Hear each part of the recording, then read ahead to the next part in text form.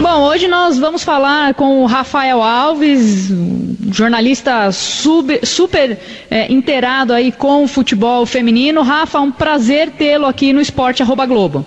Igualmente, é um prazer sempre falar com vocês. Mais uma vez, obrigado pela oportunidade e por falar sobre algo que a gente gosta tanto, né? Sem dúvida nenhuma. Rafa, eu queria saber de você qual é a sua análise final desse campeonato brasileiro organizado pelo Ministério dos Esportes, né, em que o Centro Olímpico se consagrou campeão em cima do São José, que é o atual campeão de tudo, né? Libertadores, Copa do Brasil, enfim, finalmente o Centro Olímpico consegue um grande título. Ju, por tudo que o Centro Olímpico passou, esse resultado significa muito, né? Foi um ano complicadíssimo para o Centro Olímpico. O Centro Olímpico que teve prestes aí até cogitar fechar as portas, né? E o Centro Olímpico é a única equipe no Brasil hoje que tem um trabalho firme com a base. Então tem sub-13, sub-15, sub-17. Então a gente não está falando só das pessoas, só das meninas da equipe principal, e sim de mais de 120, 130 meninas aí que participam desse projeto. E o Centro Olímpico realmente mereceu, né? 11 vitórias em 14 jogos, né? Perdendo somente uma partida, inclusive, para o São José no início da segunda fase. O Centro Olímpico que, ao decorrer do campeonato, montou um time muito interessante, trazendo a Kathleen, que veio em excelentes condições, a Cristiane, que é a Cristiane, né? Não precisa nem falar. A Zanotti, que para mim foi a melhor jogadora do campeonato, talvez junto com a Formiga, mas enfim, a Zanotti, além de ter sido artilheira, para mim foi a melhor do campeonato. A Jussi jogando muito, a Paty, que foi uma grande surpresa. Surpresa assim, ela já tem 22 anos, né? Mas jogando em um time com uma visibilidade com o Centro Olímpico, talvez seja a primeira vez, ela que veio do São Bernardo, então foi uma grande surpresa.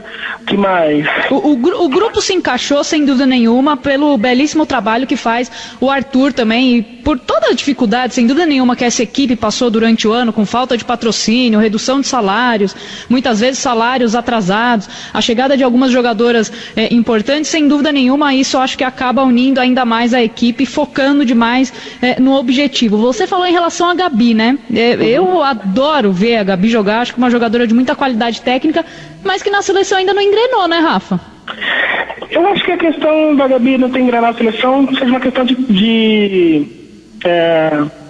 jogar mais, né? É até estranho falar isso. Ela jogou contra o Canadá em 2012, antes das Olimpíadas, não foi convocada para as Olimpíadas quando ela estava na melhor fase, talvez. Se é que essa melhor fase já durou 1 ano e meio, já, enfim. Mas quando ela entrou contra o Canadá, por exemplo, nesse amistoso, ela jogou bem, fez até o gol do pênalti, ela jogou bem. Depois disso não foi mais chamada. Voltou a ser chamada esse ano.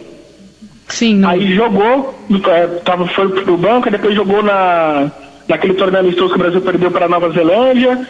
E não jogou bem, mas acho que também o aspecto tático ali falhou, né? Acabou falhando mais, porque o Márcio estava jogando numa espécie de um 4-2-3-1 e ele foi mudar ali e acabou dando errado. Tanto é que quando a seleção voltou a jogar nesse esquema, voltou a jogar bem. Mas aqui pra Gabi, acho que falta continuidade. Ela vai ter mais uma oportunidade agora no torneio, foi convocada. Acho que ela vai ser titular. Sim. Pelo que eu tenho visto da lista, pelo que imagino a maneira que o Márcio busque jogar, acho que ela vai ser titular. E ela vai ter uma grande oportunidade aí, né? São pelo menos 3 jogos que ela vai ter oportunidade de mostrar mesmo o seu futebol. Acho que o aspecto tático ajuda muito nisso, né? A forma que o Márcio vinha jogando, talvez vai ser a primeira vez que ela vai jogar de fato nesse esquema. E aí vamos ver, né, como é que ela vai sair. Eu acredito muito nela, assim como você bem mencionou, eu sou um fãzaço do futebol da Gabi. E joga em pé, né? Joga com passadas largas, tem o domínio da bola, passe excelente, enfim. Eu acho uma jogadora que tem de tudo para engrenar na seleção. Eu acredito que há tempo para isso ainda. O Rafa, ainda falando sobre esse campeonato brasileiro, né, o primeiro campeonato brasileiro organizado pelo Ministério do Esporte, o que você achou da organização e como é que é? Você gostou? Você teve em muitos jogos, por causa da transmissão de jogos pela rádio que você trabalha, você gostou? Como é que foi? O ano que vem já está tudo certo? Teremos o brasileiro no calendário? A princípio, conversando inclusive até no sábado, tive a oportunidade de conversar com o Toninho. O Toninho é uma das pessoas fortes do Ministério dos Esportes, e ele garantiu que vai continuar o campeonato, que está tudo certo, inclusive com a própria Caixa. Sobre o campeonato, eu acompanhei alguns jogos, principalmente os que eram aqui em São Paulo, né? E tiveram muitos jogos que a gente foi atrás e ficou sabendo de muitas ocorrências mesmo. Ambulância chegando atrasada, equipe que recebia os recursos da Caixa e não pagou jogadora. Enfim, é muita coisa que a gente até quer tentar prolongar essa história para realmente passar isso adiante e fazer com que essas equipes cumpram suas responsabilidades. Sem dúvida nenhuma. Erros acontecem, mas que a gente tem que aprender com esses erros para que no ano seguinte não cometa. Talvez uma fiscalização com isso tudo seja necessário, né, Rafa? Exatamente. É isso que está sendo estudado bastante no Ministério. Uma fiscalização fiscal, de infraestrutura, por exemplo. Eu acho que nesse ponto, sobretudo nos jogos que acontecem mais no Norte, no Nordeste, isso deixou um pouco a desejar. A organização falhou bastante, né? Que eu não lembro agora de cabeça, mas a gente teve conhecimento de várias coisas que aconteceram. A ambulância chegando tarde, atrasando o início do jogo. Pagamento de arbitragem, alguma coisa do tipo, não? Oi? Pagamento de arbitragem atrasado, alguma coisa? Pagamento de arbitragem, pagamento de atleta, né? Tem história que surgiu aí de time que não pagou atleta não recebeu, enfim, né? E em relação a torcedores, Rafa? Oi? Em relação a torcedores, eu pude acompanhar alguns jogos pela televisão, a gente vê um número pequeno, no jogo da final até teve aí uma quantidade de pessoas razoável, mas você sabe se o Ministério tem algum plano para que o ano que vem o campeonato seja um pouco mais atrativo para quem vai no estádio para poder acompanhar os jogos, não? Existe uma conversa já há algum tempo, isso tomou um pouco mais de corpo nessa semana, que o Ministério estaria negociando a possibilidade de colocar times de camisa, né? Com alguns times, na verdade, não todos. Então, por exemplo, o São José, time tradicional, Centro Olímpico, manteriam seus times, claro, e a hipótese de buscar alguns times que se interessem pelo futebol feminino, justamente para que torne isso atrativo. Acho que só isso não adianta, né? Eu acho que você tem que dar possibilidade. Uma coisa que a gente fala muito, inclusive, a gente até conversou bastante já, né, Ju? A questão de partidas preliminares. Acho que é um excelente começo, seria um excelente começo se tivessem partidas preliminares de futebol feminino, que é uma coisa que o Ministério dos Esportes negocia bastante, mas a gente sabe que a CBF dá uma travada nisso às vezes, mas a conversa existe, tá? Seria bacana, seria muito bacana, mas a gente sabe que às vezes isso não satisfaz a comissão técnica masculina, né? Das equipes grandes. O Santos, por exemplo, quando tinha as meninas da Vila, teve muito problema em relação a isso, porque o treinador da época, o Luxemburgo, não gostava de jeito nenhum que fizesse preliminar antes dos seus jogos. Enfim, isso eu acho que é uma discussão, acho que precisa se fazer estudos para realmente tentar descobrir qual seria aí a melhor forma de obter cada vez mais público nos jogos do feminino. Exatamente. Dá para fazer, mas precisa pensar, acho que o Ministério está fazendo esforço, está tentando, e lógico, a gente, pensando de uma maneira otimista, acredito que principalmente esses erros que aconteceram já vão ser bem pequenos na próxima edição, né? Sim, sem dúvida. Rafa, falando agora um pouquinho do torneio internacional Cidade de São Paulo, será a 5ª edição, mas que na verdade este ano acontece em Brasília. Primeiro, o que você achou dessa mudança? Exatamente. Bom, pela mobilidade, né, achei ruim, lógico, mas pensando como torcedor e pensando na modalidade em si, acho que é importante aqui no Brasil, sobretudo, usar, né, as praças esportivas que a gente tem à disposição. No caso, agora, o Mané Garrincha. Inclusive, estuda-se até a possibilidade de, numa próxima edição do ano que vem, ou em 2016 já, usar uma outra cidade, né? Entendi. Não seja São Paulo e nem Brasília. Sim. Tornar isso rodando o Brasil, né? Tornar um torneio que rode o Brasil. Sem dúvida nenhuma, que seria interessante, quem sabe, usar a arena de Manaus, que depois da Copa vai ser pouco utilizada, em Cuiabá. Enfim, estádio é que não vai faltar, mas só que... Diga lá, Rafa. Desculpa, e esses lugares, principalmente Manaus, Cuiabá, Norte e Nordeste, eles apoiam bastante. Sempre que tem jogo da seleção feminina, a gente tem aí um registro de bons públicos, né, que vão acompanhar. Sim, sem dúvida. E um dos motivos que levou esse torneio para Brasília foi justamente isso, buscar um novo público, já que a gente teve a pior média, das 5 edições tivemos a pior média no ano passado, né? Uma média muito fraca, e assim, Brasília já estava pleiteando, já estava querendo abrigar esse torneio, e São Paulo parecia que a Secretaria de Esportes não poderia liberar o Pacaembu, ou seja, juntou a fome com a vontade de comer, né? Então aí foi para Brasília, o que acho que foi legal. Na soma, acho que foi legal, acho que foi uma boa usar o estádio de Copa do Mundo, acho que é uma maneira de prestigiar inclusive o futebol feminino, acho bacana isso. Sem dúvida. Bom, só lembrando o nosso ouvinte aqui no Esporte@Globo, né? Nós estamos falando com o Rafael Alves, sabe tudo de futebol feminino. Teremos agora o torneio internacional de seleções que normalmente acontece em São Paulo, mas este ano será em Brasília, né? Nós teremos a participação de Canadá, que já foi uma vez campeão em 2010, né?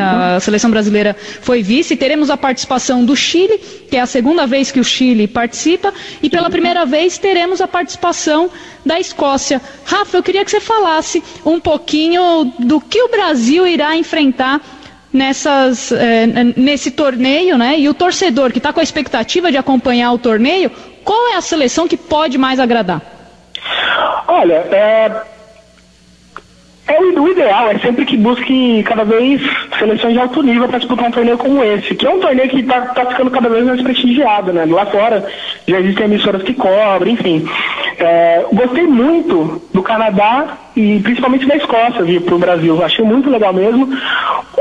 Que a Escócia não tem tradição nenhuma, né? Quem que a gente vai poder ver na Escócia?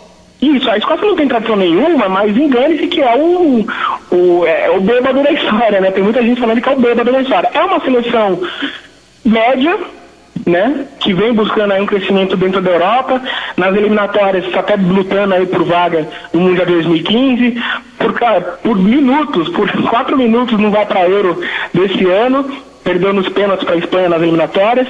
É uma equipe média. Não é uma equipe talvez dê tanto trabalho para o Brasil, mas é uma equipe média, tem uma jogadora muito interessante que eu gosto muito, que é a Kim Little. Ela jogava, estava no Arsenal, vai jogar nos Estados Unidos agora, né? Eu não lembro agora, acho que é o New York, eu não lembro agora qual time, me fugiu o Seattle, se não me engano, Seattle. E é uma jogadora uma meio, tem um passe fantástico, uma baixinha, meio lisa, ela, muito boa, a gente vai ter a oportunidade de ver ela aqui no Brasil. Então acho que a Escócia é um time mediano que pode dar um certo trabalho, mas enfim, acho que o Brasil ainda passa por ela. O Chile... Mesmo assim, a Escócia jogou mais que o Brasil no ano.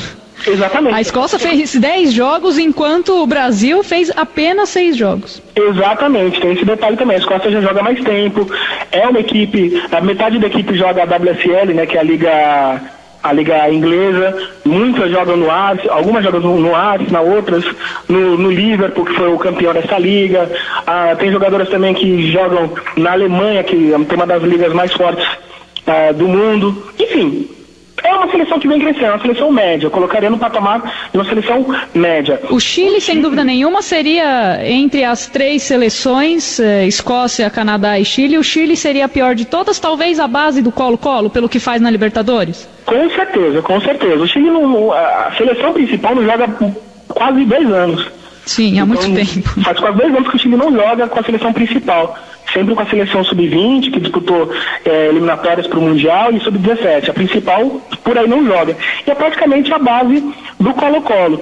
A principal estrela, talvez, seja a goleira a Christiane Endler, que é um dos destaques. Ela está na Liga Universitária dos Estados Unidos, só que não está certa a presença dela ainda, né? Então a gente vai esperar isso. Mas o Chile vai ser o Tahiti, né? Que a gente briga vai ser o Tahiti dessa competição, vai ser o saco de pancada, com certeza. E aí o principal adversário, sem dúvida nenhuma, é o Canadá, que tem aí uma preparação toda especial para o Mundial 2015, com essa liga nova que teve aí este ano nos Estados Unidos, mas com jogadoras canadenses, mexicanas, americanas, enfim, sem dúvida nenhuma o Canadá vem crescendo demais, né, Rafa? Teremos a presença de Sinclair? Sim, teremos a presença de Sinclair, coisa boa. Blanca, a goleira também. Mérito do John Herdman, né? O Canadá, ele saiu de um patamar terrível em 2011, quando ficou com a última posição da Copa do Mundo, com a Caroline Morassi, que ela foi uma estrela quando jogava, mas como técnica praticamente afundou o futebol canadense, a seleção canadense. O John Herdman, o neozelandês que estava dirigindo já a Nova Zelândia por algum tempo, ajudou bastante o futebol neozelandês, e aí foi assumir o Canadá. Resultados bons que teve desde então, como o bronze olímpico, né? Sim. O inédito bronze olímpico, um campeonato difícil demais, e por pouco o Canadá não vai para a final, né, quando fez aquele jogo memorável com os Estados Unidos, que aí tivemos aqueles erros de arbitragem, e aí tivemos a Sinclair reclamando. Que contra os Estados Unidos sempre tem a favor. É engraçado, né? Impressionante. É engraçado isso, mas foi um jogo memorável, foi 4-3, jogo definido no tempo F, enfim. O Canadá vem completo, é uma equipe que está pensando muito no Mundial de 2015, vai jogar em casa, é uma equipe que não vai disputar as eliminatórias, então quer ter o máximo de ritmo possível, então vai disputar agora o torneio Cidade de São Paulo, vai disputar um torneio no início do ano já na Ásia, disputa a Cyprus Cup, que é um dos a Série B do Mundial, vamos dizer assim, né, que tem a Algarve Cup também, que é a Série A, então é uma equipe que vai buscar aproveitar todos esses momentos que ela tem para jogar, né? Ou seja, Mundial 2015... A grande pedra no sapato do Brasil, o Canadá, que já foi campeão, inclusive em cima do Brasil, sim, com a Sinclair comendo a bola, né? Ou seja, o Brasil que não se prepare não para o Mundial 2015, que será no Canadá. Vai ser difícil bater o Canadá pelo jeito. Agora, Rafa, eu queria... Sul-Americano ainda, né? Oi? Temos que passar pelo Sul-Americano ainda, né? Sim, mas aí, né, se não passar pelo Sul-Americano, aí tem alguma coisa de muito errado, né? Porque por mais que os países sul-americanos venham evoluindo no futebol feminino, e talvez a maior prova disso seja a Libertadores, e o próprio sul-americano também, que vem mostrando muita coisa diferente, mas eles ainda estão a uma distância gigantesca do Brasil. Sim. Ô Rafa, eu queria que você falasse um pouquinho do trabalho do Márcio na seleção. O Márcio faz um ano, né, agora em dezembro, à frente à seleção brasileira. Eu queria que você fizesse uma avaliação do comando dele nessa seleção brasileira. Acho que durante o ano ele deixou a desejar pelas convocações que fez, por não manter uma base e realmente já preparar essa seleção pelas oportunidades que está tendo de amistosos, né? Sim, considerando que ele havia dito... Ele afirmava no ano passado que ele ia usar o ano passado como um ano para que se fizesse uma base. E aí trabalhar com essa base em 2013. Só que em 2013 ele continuou trabalhando com essa base. Por muitos problemas, essas convocações que tivemos, o amistoso que teve, por exemplo, uma data péssima, né, para se fazer um amistoso contra os Estados Unidos, às vésperas de Libertadores, e aí não convocou a equipe do São José e deu briga, isso demais. As convocações passadas, que também ele convocou jogadoras de outras equipes em momentos cruciais, como a final do Paulista, por exemplo. Isso atrapalhou muito ele, muito mesmo. Esse negócio dele cuidar tanto da seleção quanto do São José. Isso trouxe para ele uma responsabilidade enorme, no qual acho que ele falhou um pouquinho aí, talvez numa avaliação, enfim. Lógico, eu não sou técnico aqui para julgar, jamais. Mas eu acho que ele poderia ter procurado fazer aí uma coisa mais firme, né? Fechar um grupo. Pelo calendário, o calendário também dificultou um pouco para ele, entendeu? Os amistosos que o Brasil enfrentou, os amistosos que o Brasil teve, dificultou um pouco em questão do calendário. Mas eu acho que ele mesmo poderia ter se posicionado de uma maneira um pouco mais firme nesse aspecto. Agora que ele não está mais no São José, está somente com a seleção, espera-se que ele não tenha motivos para se atrapalhar com isso, né? Agora ele é técnico somente da seleção, e aí vamos ver como que vai ser daqui para frente. Esse é o primeiro desafio dele, mas tem uma estimativa aí que ele falou, inclusive na apresentação do torneio, que ele falou que a estimativa é de 17 jogos no ano que vem. E seria... Bom, é isso que a gente espera, né? Isso, eu fiz as contas, talvez até você, que já participou de vários jogos com a seleção, pode até me confirmar, mas talvez seja o ano que o Brasil mais possa disputar os jogos num ano, né? Sem dúvida nenhuma. Se for jogos internacionais com outras seleções femininas, sem dúvida nenhuma, disparado, ele é o senhor da oportunidade. Rafa, eu queria te agradecer a sua presença aqui no Esporte@Globo. Muito bacana poder falar com você que tem muito conhecimento em relação ao futebol feminino. De uma outra oportunidade, falaremos muito de Liga dos Campeões. Marcelo Beckler, aliás, ficará muito feliz, porque o Barcelona está entre as 8 melhores equipes, não é isso, Rafa? Exatamente, Barcelona vai enfrentar só o atual campeão só, viu? Só isso. É difícil, mas tudo bem. Rafa, muito obrigado pela sua presença. Eu que agradeço, já agradeço mais uma vez a oportunidade, a todo mundo que acompanha a Esporte Arroba Globo e toda a equipe também da Rádio Globo, que sempre prestigia bastante o futebol feminino. Quem quiser acompanhar o seu trabalho no futebol feminino, como é que faz? Planeta Futebol Feminino no Facebook, facebook.com/Planeta FF Oficial. Também o PSF Underline Oficial no Twitter, e também se quiser trocar ideia comigo lá, é só me chamar no Facebook, Rafael Alves, ou também pelo Twitter, @RFL Alves. Valeu, Rafa, grande beijo pra você. Igualmente, um abraço para todos os ouvintes. Brigadão. É isso, Dani, conversamos hoje com o Rafael Alves, que deu aí boas explicações em relação ao Campeonato Brasileiro e o torneio internacional que começa agora, dia 11 de dezembro, e vai até o dia 22 de dezembro. Dani.